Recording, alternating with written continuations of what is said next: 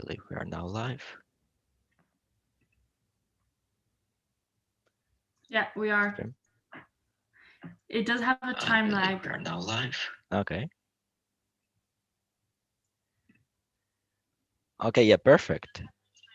Fantastic. And that's my first time doing a stream, so I'm learning on the go. Great. We have already 11 people watching. Hello there, people.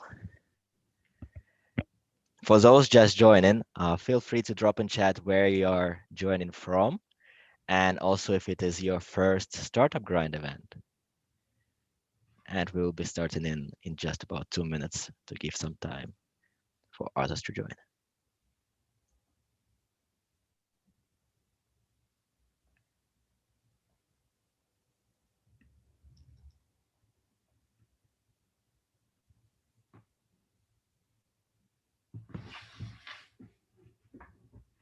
I see Marcus is here as well. Hi.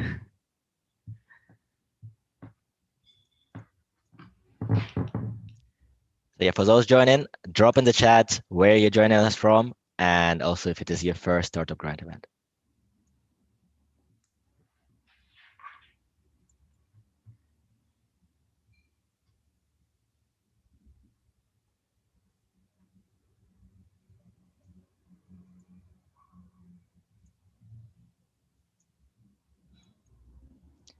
Hello there, Anna. Hello, Mare.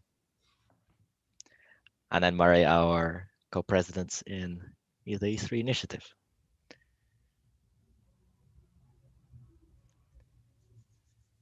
Fantastic. Well, I think we can get rolling. Good afternoon, everyone, and welcome to this first webinar that we are organizing in the E3 initiative, the Entrepreneurship Association of the Startup Business School, together with Startup Grind. For those of you that are new to Startup Grind is the world's largest community of founders, startups, innovators, and creators.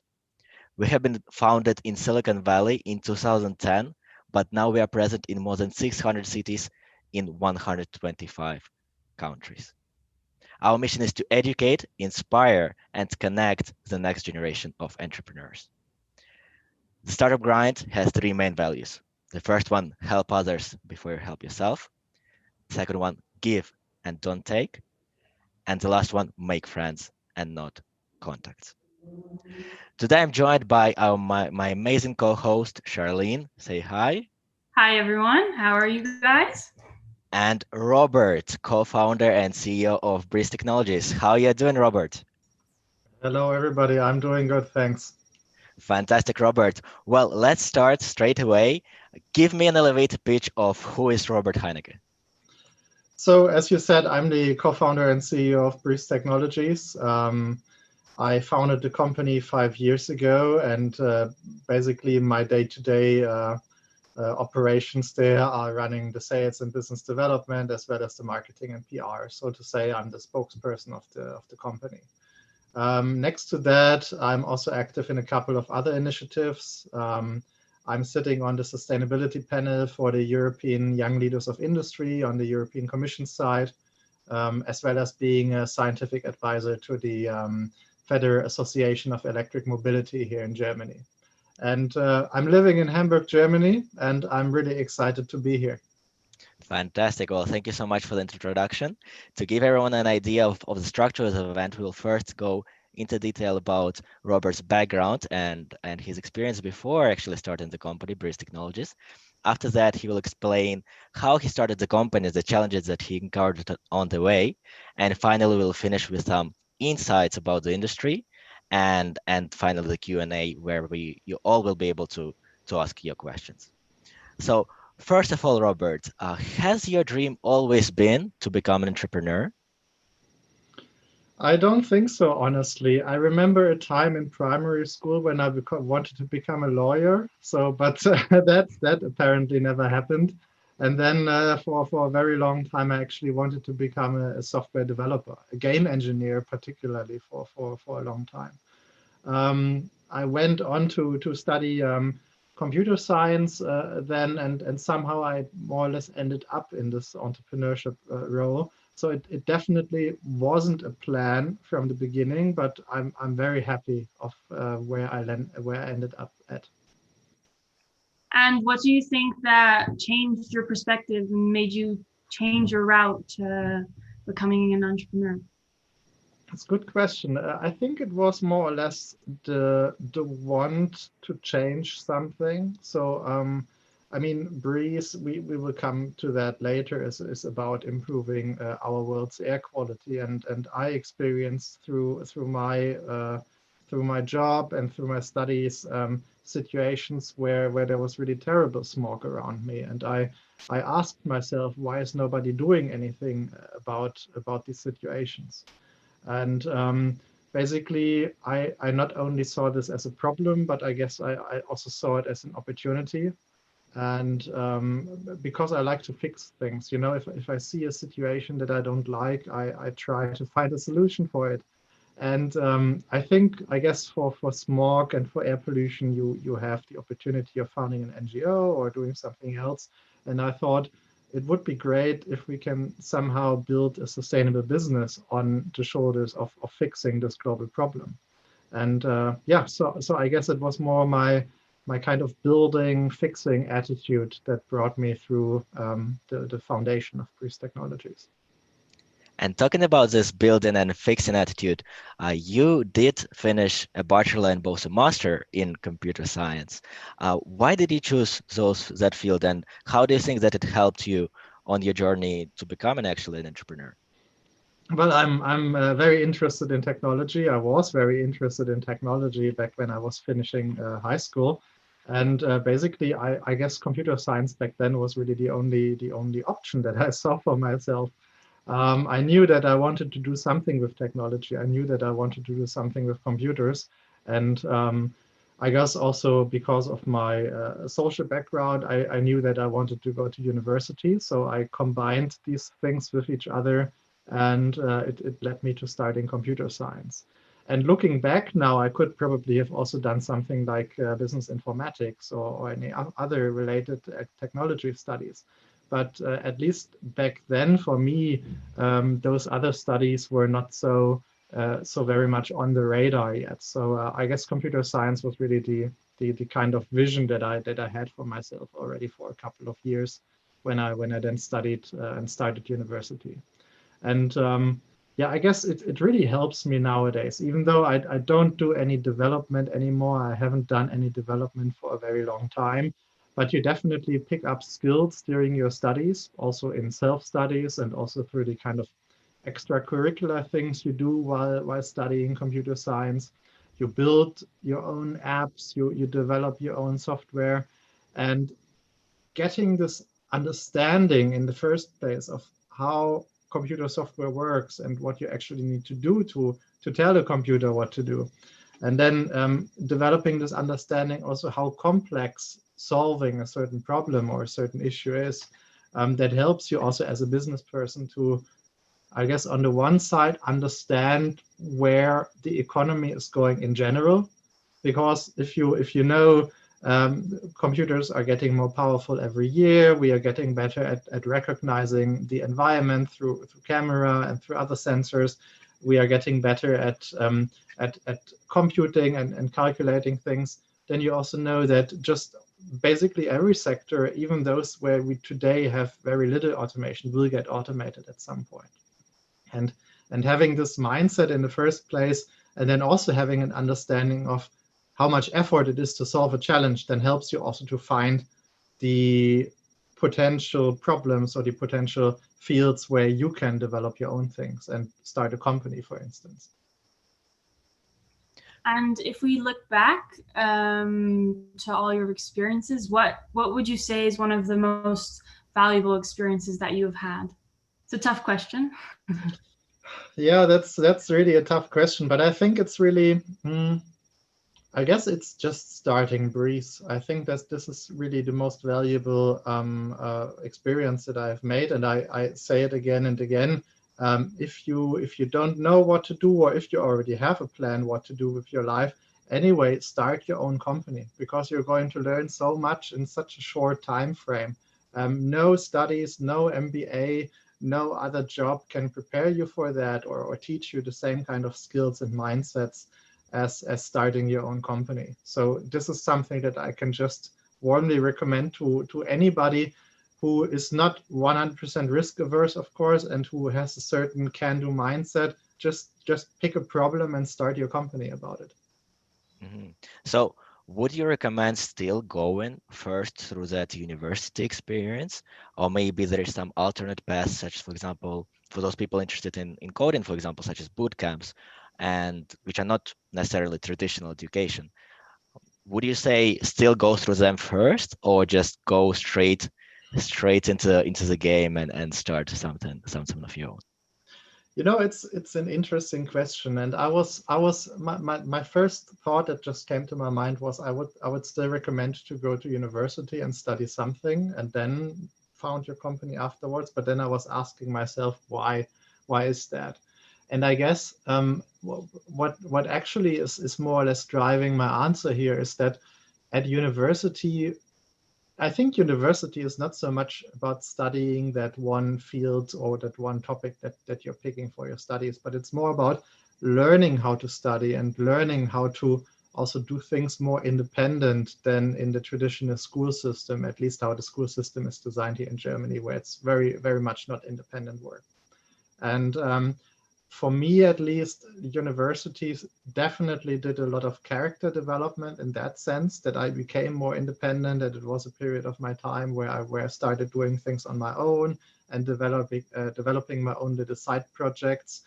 And then based on that, after uni, I went into consulting, and that was the kind of next step on that, because there you're even more forced to kind of do your own independent work and also manage your own relationships to your customer and so on. So for me, more or less, my life was a kind of route where I had more and more independent work in less and less certain surroundings, if that makes sense.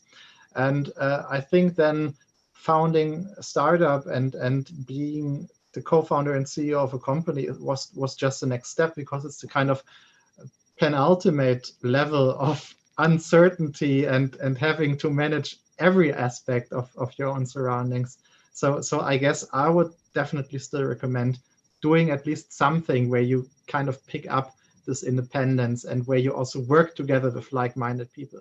And I'm not 100% certain if just attending a couple of hackathons would actually provide that for you, just because over the course of a bachelor and a master, you're together with the same kind of people, and you also there's certain group dynamics that you're developing, also not only over a weekend or over a week of a hackathon, but over a longer period of time.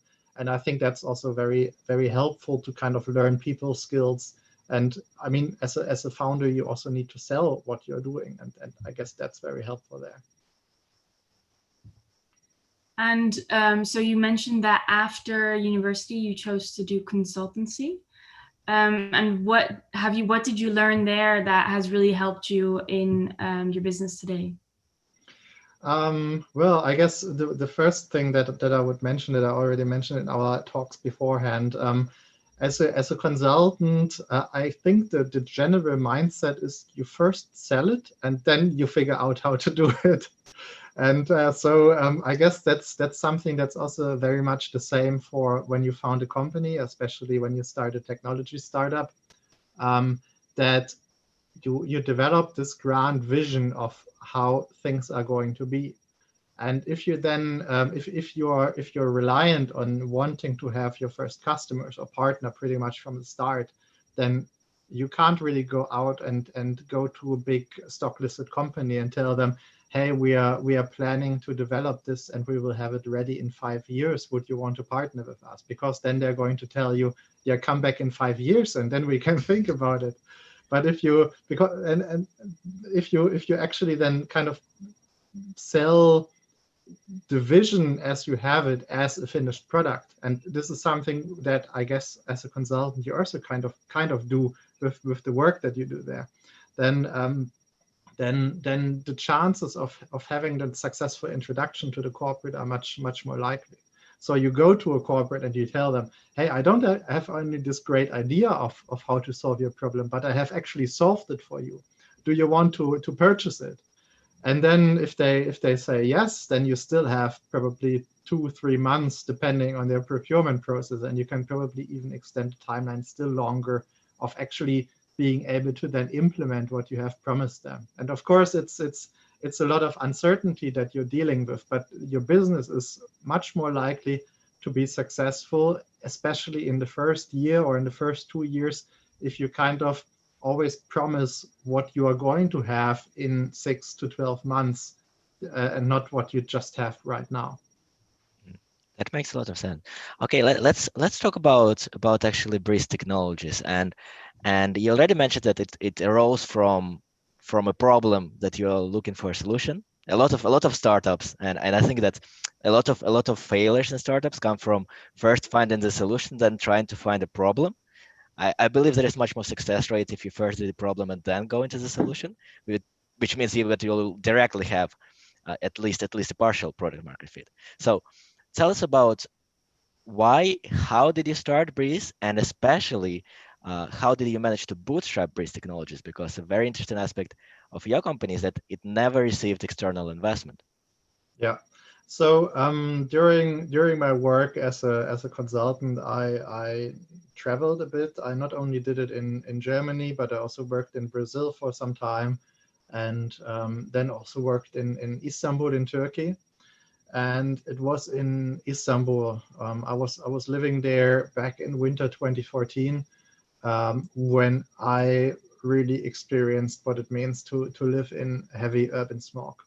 So I remember there were a couple of weeks where you barely could see the other side of the street anymore. There was just so much smog in the air there. And this for me was really mind-blowing because, I mean, I have lived my childhood in a small village in the countryside, so there you definitely don't have problems with smog.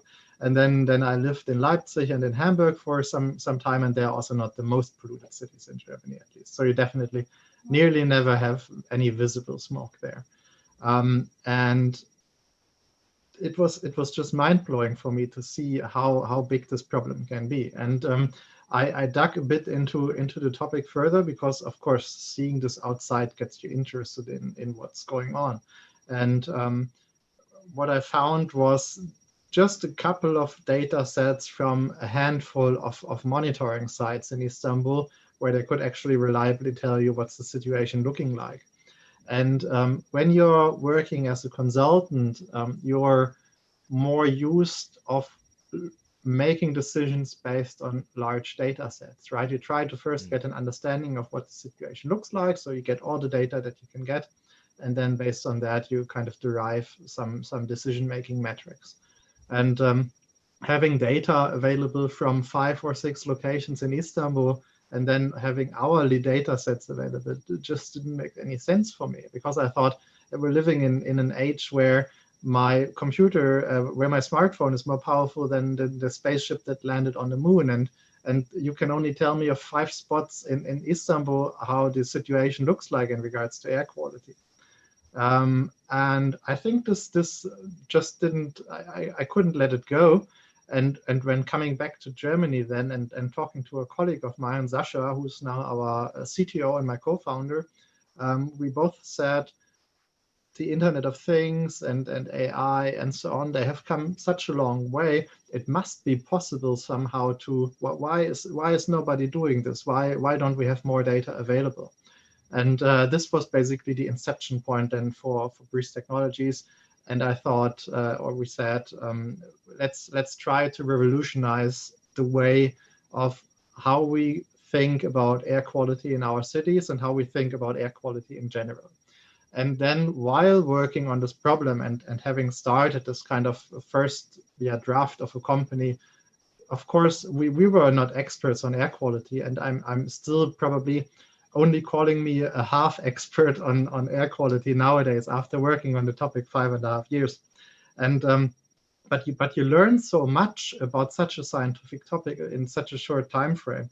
And then you also start to see more and more problems arise. And you see you start seeing all these bits that just don't make sense. But the existing companies that are in the market, they're doing this since 40 years, and they are so sunk into their way of doing things that it just doesn't make sense for them to think about anything else. And I think this was just a way of us starting Breeze, just looking at the problem, thinking completely outside the box.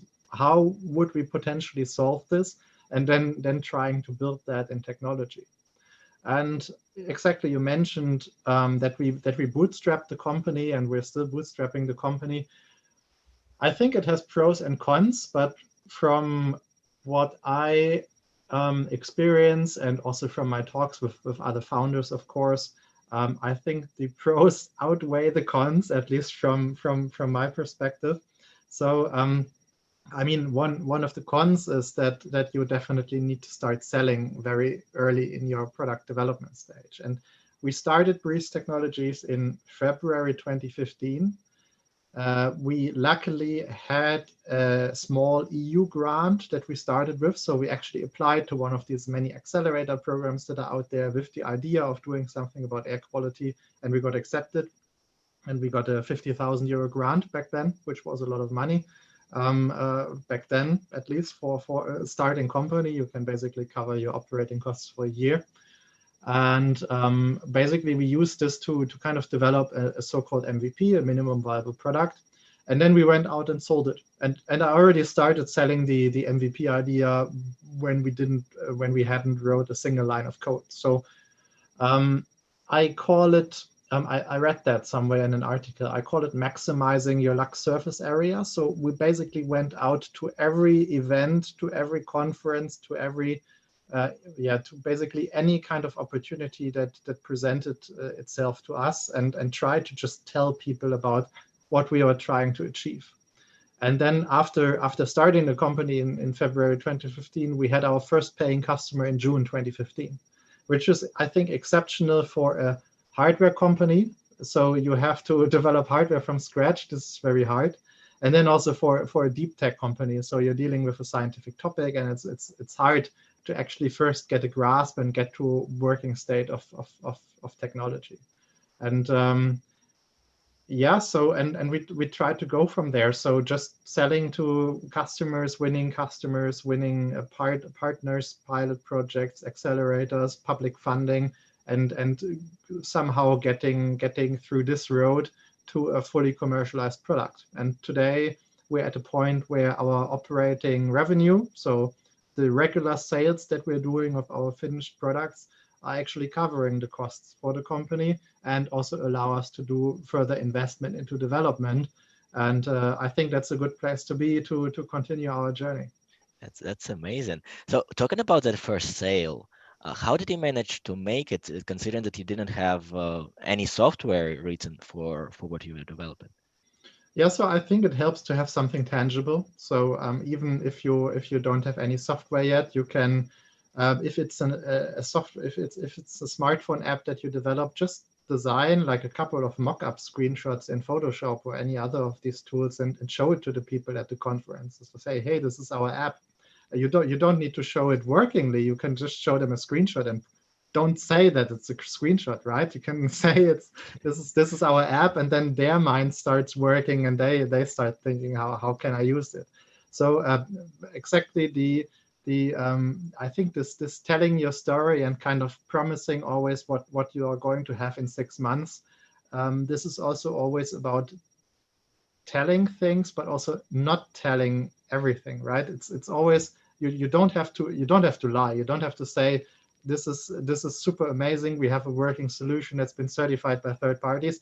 But if you just say, hey, this is our app, and you show them a phone with a screen on it, then the first thing they are going to think is, this is a working app, right? And this is how we basically did it back then. We went to exactly these trade fairs, to the conferences. I had an iPad with me. I had a mock-up of how our app is going to look like. Our web app, it's built as a website. And I showed this to people, and I said, yeah, this is how we are going to measure air quality.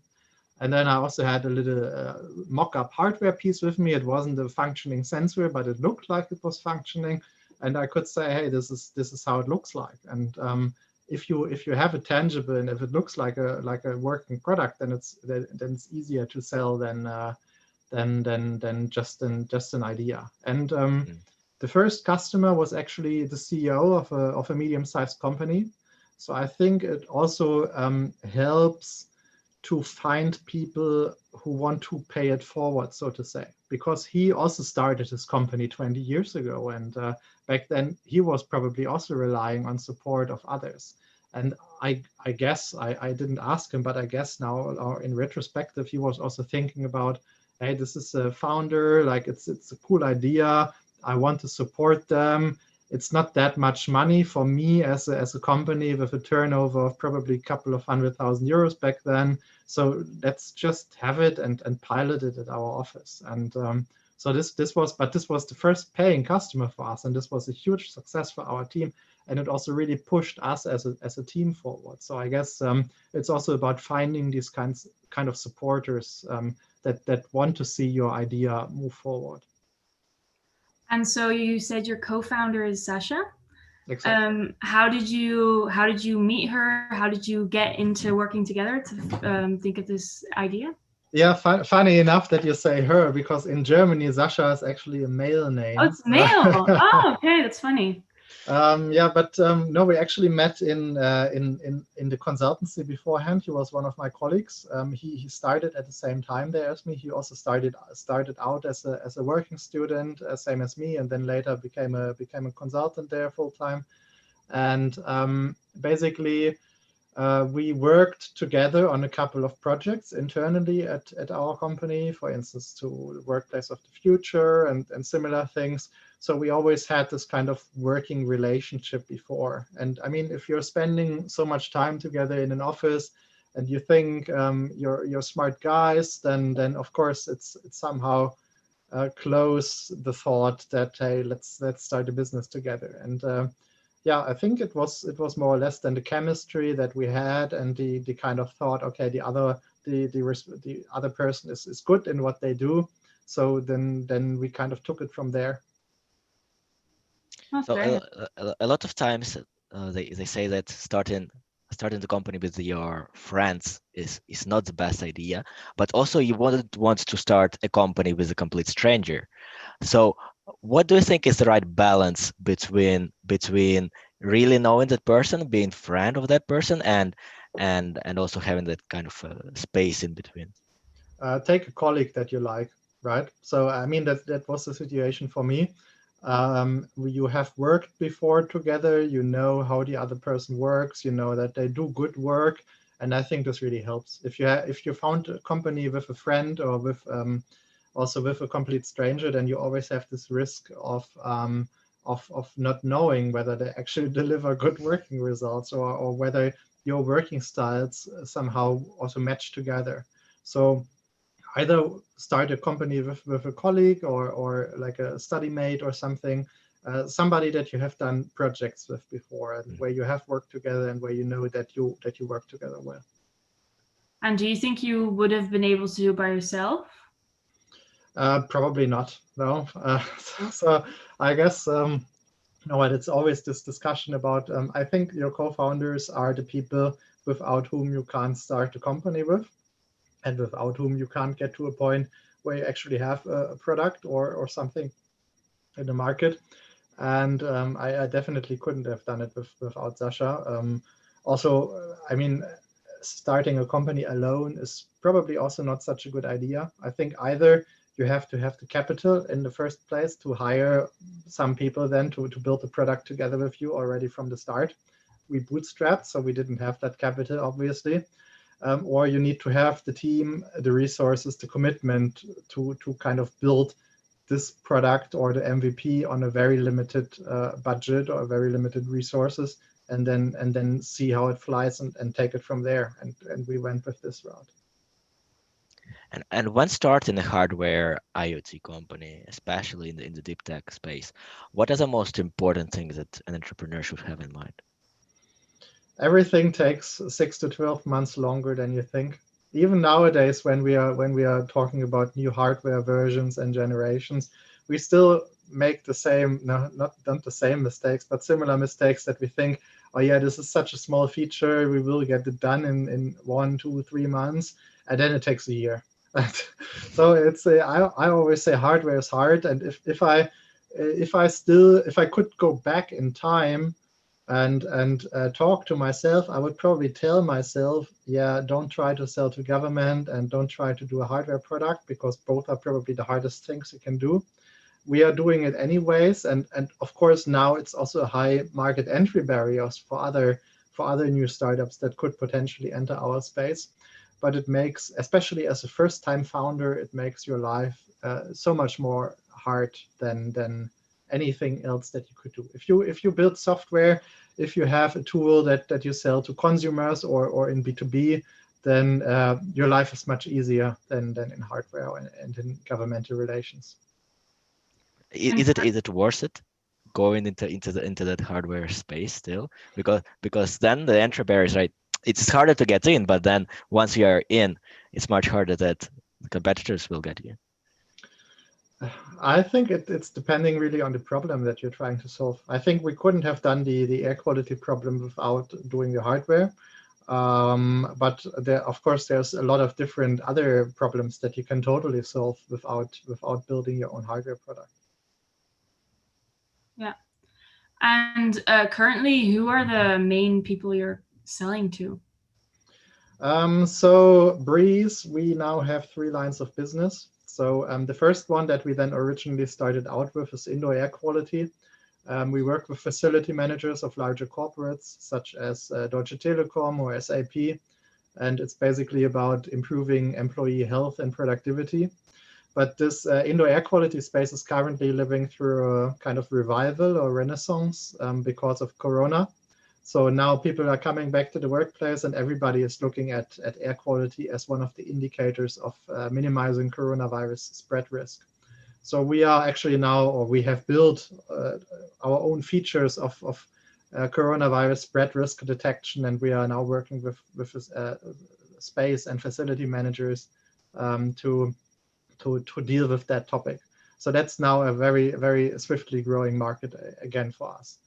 The second line is smart cities. So there we sell to municipal governments, to cities, to smart city agencies, and we basically monitor urban air quality, so air quality in the streets, which is also about the big bulky problem that I talked about in the beginning, and then also work with the cities to develop the right kind of cleaner action plans. And the third one that we're doing since last year is industrial emission monitoring. So the same technology that we're putting around in the cities, we deploy the sensors around industry parks, and then we can detect, for instance, emission events and figure out how much is a company emitting, is it somehow impacting the local environment, and what can I do as an environmental site manager to minimize the environmental impact my company has. And contrasting that 2 different sectors of public versus private, what is the difference in to selling to those 2 different sectors, and what route would you recommend for a new entrepreneur to take? So I think the public market, you can have the bigger impact there, just because if you win a city or if you win a state department or something similar as a customer, then you suddenly talk about a countrywide or at least citywide deployment, right? And then if you have a customer that is a company, then of course it's a much more limited kind of framework in which you're working. So if you're looking at social problems and trying to solve these, then you will probably not get around at least working somehow with governmental entities. But it makes life harder on the one side because of you have to understand how they work, and it's very different of how companies work. And basically, the main incentive of most governmental officials, I'm not talking about the politicians, but I'm talking about the people who run actually the cities and the countries and so on. Most incentives for them are built on risk minimization or mitigation. So they are not paid and they are not hired to find new opportunities and get cool new shiny toys for, let's say, the city, but they're hired to minimize risks. And getting a new technology solution into a city is a potential new risk. So you will be going against a water stream, so to say, and trying to kind of circumvent somehow the model they are incentivized based upon. And this makes life harder, and it makes also the conversations longer. So when talking with a city, we typically have an educational and sales cycle of something between 12 to 36 months. And in a company, you can have a conversation this week and they buy the tool next week, right? This will never happen with a city. So it's completely different from the mindset. But then the revenue potential in the public sector is also of course much higher, because you're talking about so much larger contracts and so much larger deployments. So in the end, it both has its benefits and it both has its risks or challenges that it comes with. And I think we are really happy in that we're doing both, because especially from the bootstrapping perspective again, if we just sold to governments, we would have gone bankrupt in the first year, because you cannot, in the first year of having a startup, it's in 99% of the cases, even if you're trying to sell to governments, you will not win any governmental clients, because everybody is basically asking you for references of other cities where it's already been implemented and you don't have those. So you actually need to use B2B to kind of build your first references and get your first customers, and then kind of leverage those to convince then also public officials that it's a good idea to work with you. And at the same time, this B2B revenue stream is also keeping your company afloat while you're working on this larger governmental contracts. Very interesting. And so would you say that, like, how in the end, how do you convince a government to implement your technologies? Well, try to figure out what's their problem, right? So I mean, and try to also figure out. Back in consulting, we were always talking about buying centers. So these are the people that make or influence the decision of whether or not your solution will be bought. Try to figure out who they are. And in many cases, it's not only one person. It's going to be a whole group of people. That can be, for instance, politicians. So let's take a city as an example. Let's say we want to sell it to Barcelona, for instance. Then first I will look into, okay, how is Barcelona currently managing its air quality? Do they have any monitoring infrastructure? I'm sure they do. Who is responsible for that? Try to reach out to them and kind of figure out what they think about their current solutions and what they think about what we could potentially do for them. But at the same time, I would probably, especially for a customer or potential customer that would be so large as Barcelona, I would be going into annual reports of the city and look into what they say there about the whole environmental sustainability, climate, and then air quality topic.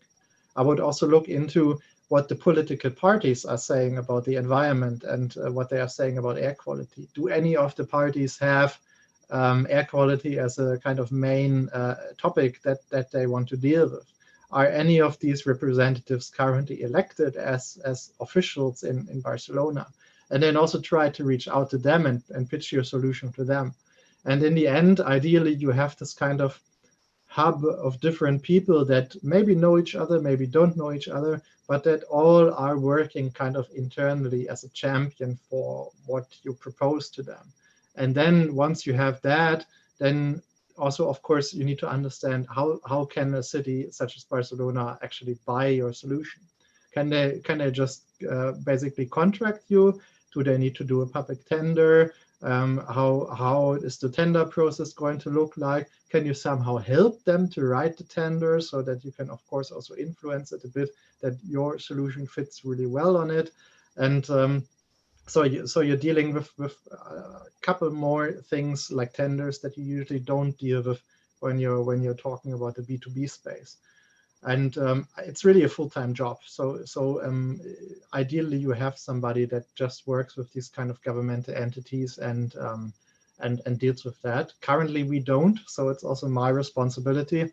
But this, of course, also means that it's kind of limited for you how many cities and how many leads you can actively follow up on. Yeah. And getting into the next section, which is the insights. In the current context, and if you were to start a new company, Would that company be hardware or software company? Probably software, because you can scale it, you can develop and scale it faster. And I'm always a very I want to have things fast. I don't want to wait 6 months or 12 months for something to be ready. Ideally, I want it today or tomorrow. And this kind of this is hard for you if you have a hardware company, and if everything takes at least 6 months to do. At least on the hardware side, right? Our software side is super easy. We built a new feature in 1 week, but on the hardware side, everything takes a long time. So I would definitely do a software company. And what would you say are some of the biggest opportunities and hurdles in the IoT field in Europe at the moment? IoT, well, I mean, for us, one of the big question marks is still, when we are scaling internationally, how are we going to do local maintenance and support? And I think this is a big opportunity for a company that could be growing to the size of Uber or something similar, because there's a lot of startups and technology companies out there that are deploying infrastructure in the field, in cities, in other, or together with other government entities. But I think nobody has 100% figured out an approach yet of how to maintain and how to operate these kind of infrastructures, especially once we are getting past the stage that we are currently in, where cities are still piloting a lot of things. And once it becomes a lot more commonplace to get IoT solutions into the urban landscape.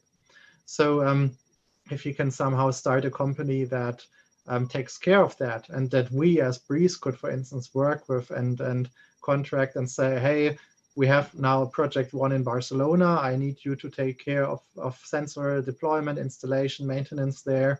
And while you're doing that, you're also doing that for us in London, Paris, and wherever else we're active at. Then this would be super helpful. And not only for us, but I think for every IoT company that is out there.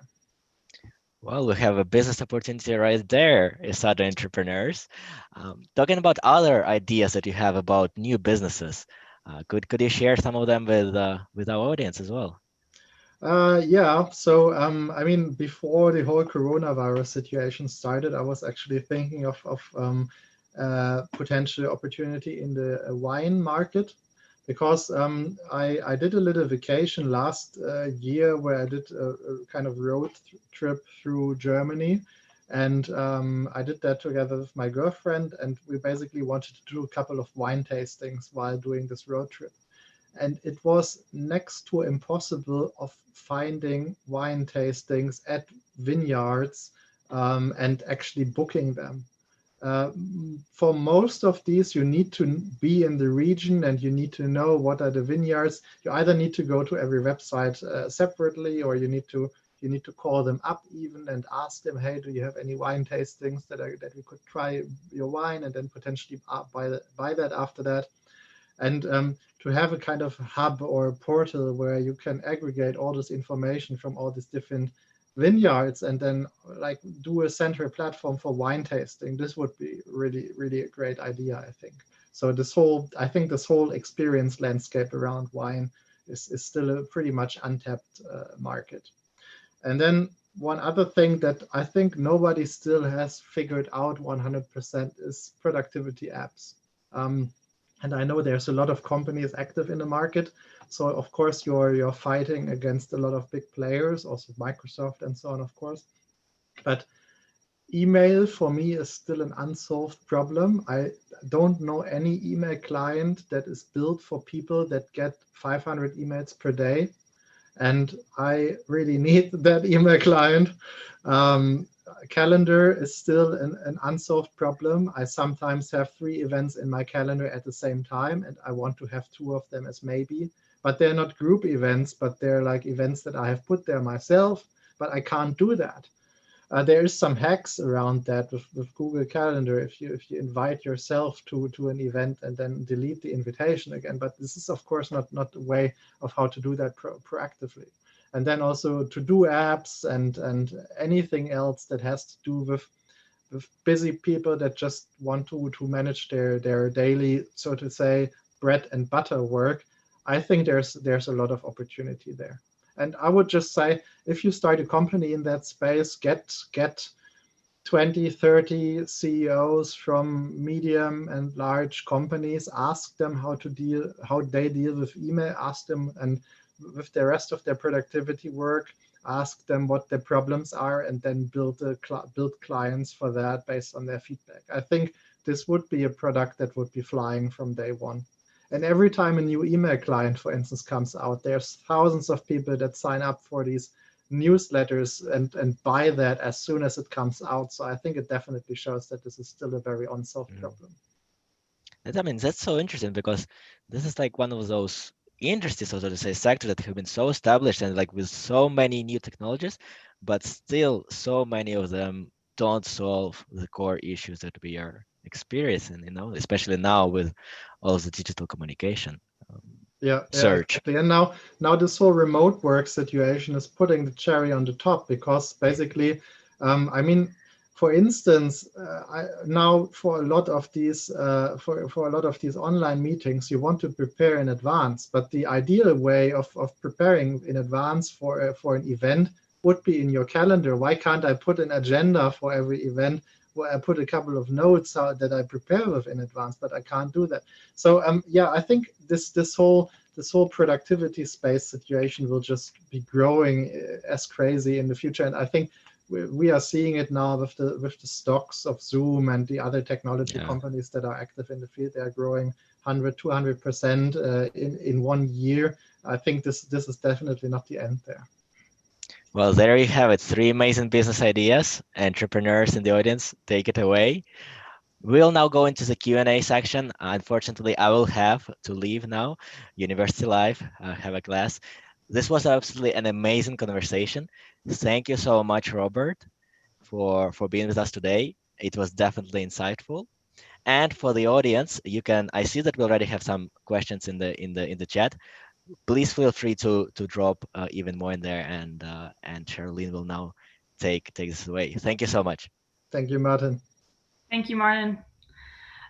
So we have a first question from Marta, and she says, how did you define your strategy and competitive advantage so that your old school competitors did not copy you and your clients preferred you?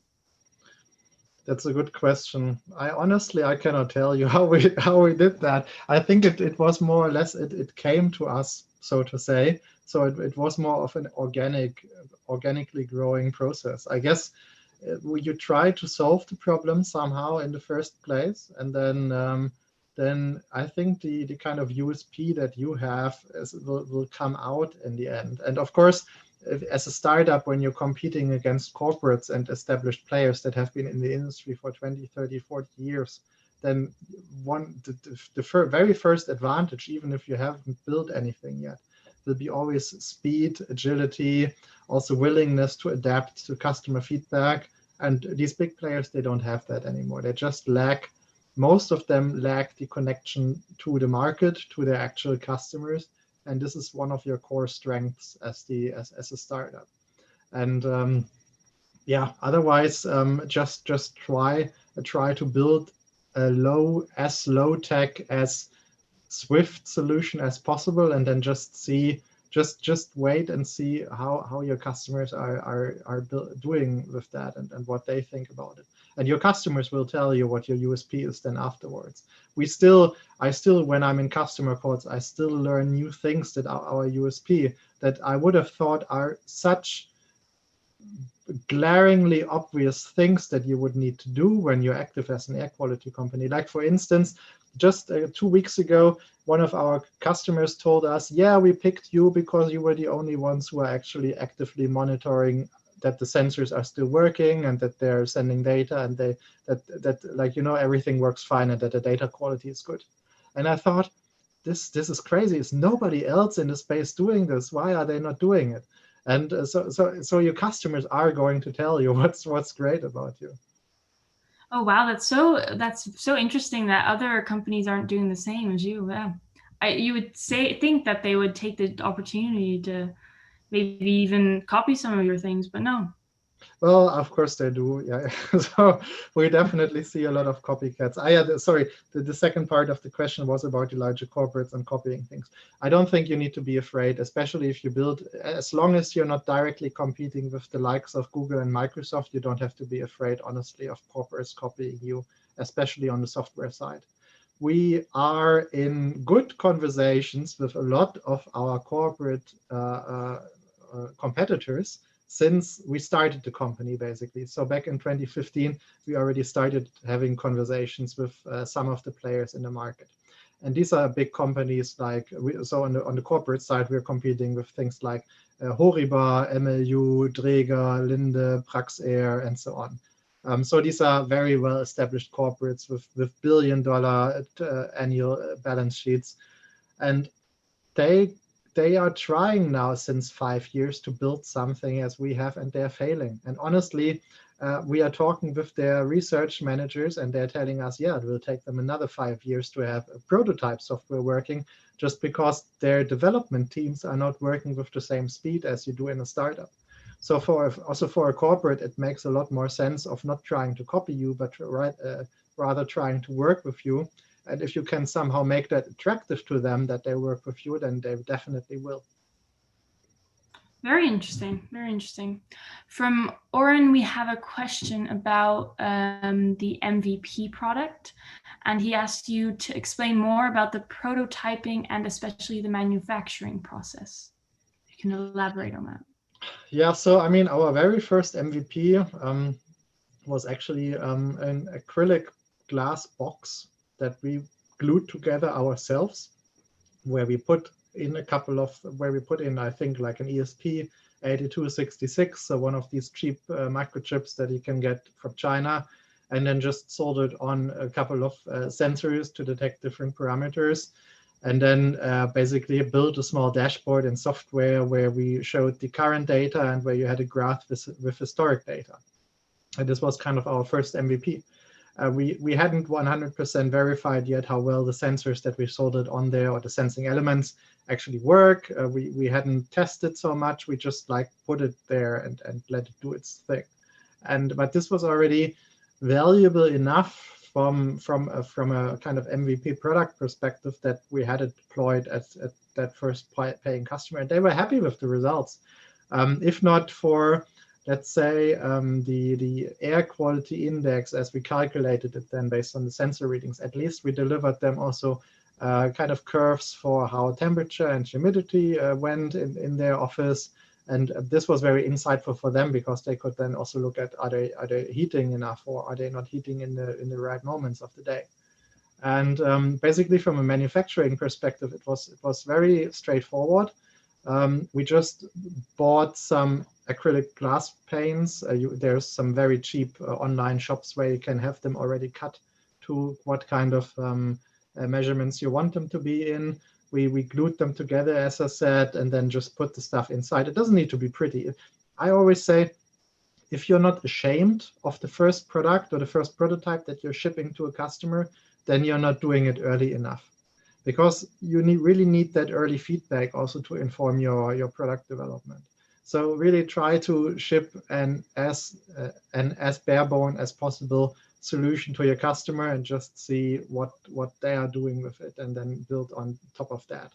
And especially in the first and second year, you will always have this kind of startup bonus of, yeah, things are not working 100% and so on, but we're a young startup and we're still learning, and thank you so much for your valuable feedback. This kind of also smooths out a lot of the edges that you would otherwise have. Google can't ship or Apple can't ship a barely working product to their customers, right? But as a very young technology company, as a startup, you can, and your customer will probably even be happy that they can influence your kind of product development so early on. And was your product development mainly based upon the feedback of customers? So did you decide on the tangibles and intangibles because of the customer feedback? I would say 50-50. I think, I hear from a lot of startup coaches and so on that you need to basically build everything on top of customer feedback.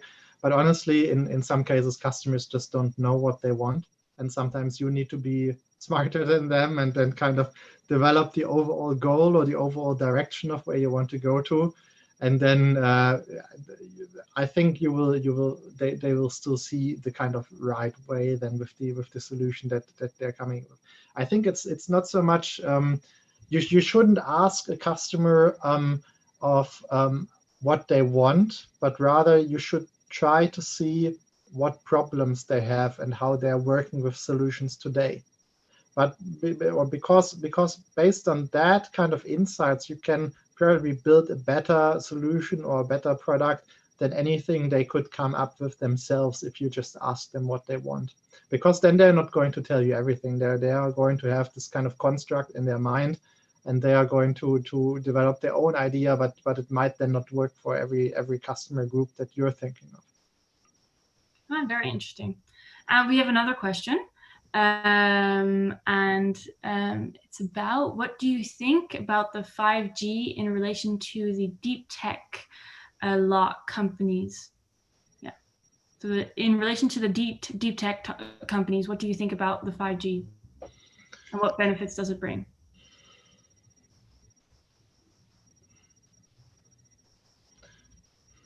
Honestly, I am not enough in the 5G or in the kind of connectivity space to fully answer the question.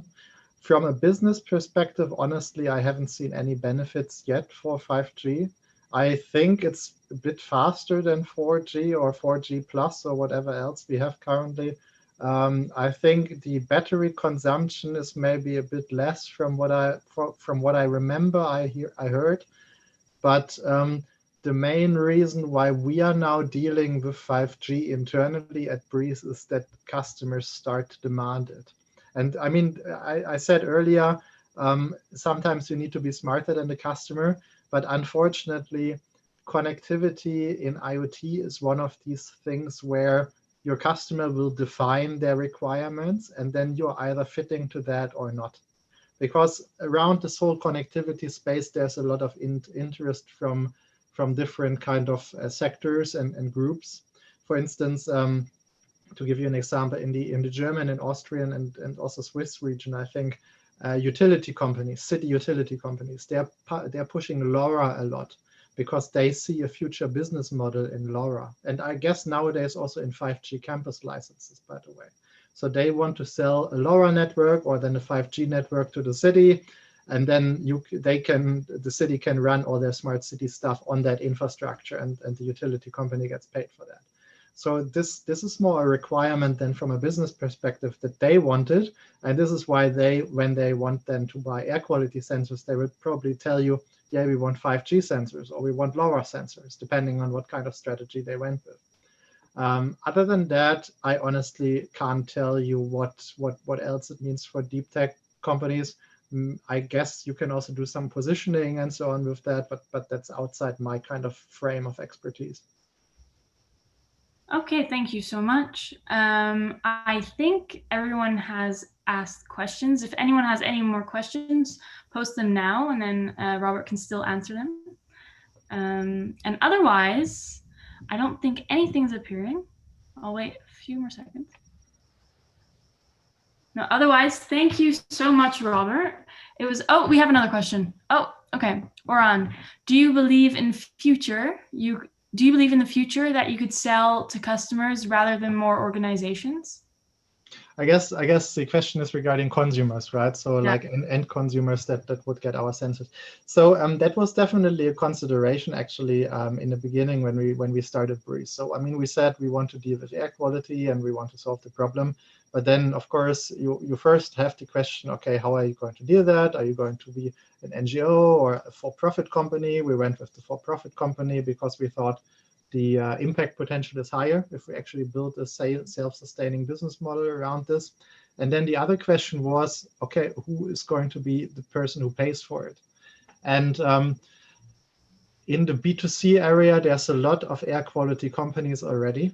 And these are companies like Withings, which was bought by Nokia, Fubot, Alima, NetAtmo, which is also a very big one, Plume Labs from France, many more. I could probably tell you 100 companies that are active in the B2C space, and 50 of them have already gone bankrupt again. If you go on Amazon and look for them, their products are usually ranging between 99 to 299 euros. One-time payment, you get the device, then you have it at home, and it just does its thing and it measures air quality. And this doesn't work from two perspectives.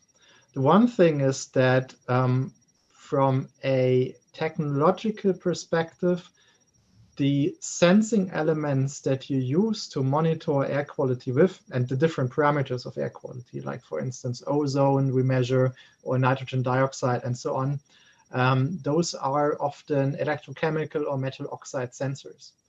And they basically work with, they have a layer of a certain chemical compound on top of them. They're heating that layer up. The gas that you want to measure oxidizes with that layer, and the layer kind of evaporates over time. And that means that these sensors only have a certain lifetime. And if I sell a solution to you once that costs 199 euros, and then you have it sitting in your living room for 5 years, after the second to third year, it's not going to give you good data anymore. And so you would need to kind of figure out a subscription scheme or something, or replace the units, and it just doesn't make sense. And the second kind of thought is also from a business perspective, because when we started Breeze, we did a big market benchmark of sensing elements that are able to detect these different compounds in the air. And what we found was that to be able to reliably detect the different air quality indicators we want to detect, your bill of materials is already going to be a couple of €100. So I don't know what these B2C companies are doing. Honestly, I know, but it's not so good. They honestly, based on the price point they are selling at, they cannot afford putting in the sensing elements that they would need to tell you exact air quality data. So they try to find some ways around that, of course, but from a scientific technological perspective, that's a bit dubious. So we decided to go for a more professional user space like B2B and government, where you can ask for higher price point. Like one of our sensors, the outdoor version starts at €2,000 in the first year, and then we have a subscription. So from the second year onwards, you pay around €1,000 per year per sensor. And that price point allows us actually to put in sensors already, or sensing elements for the different gases already, for a couple of €100 to be able to deliver exact results.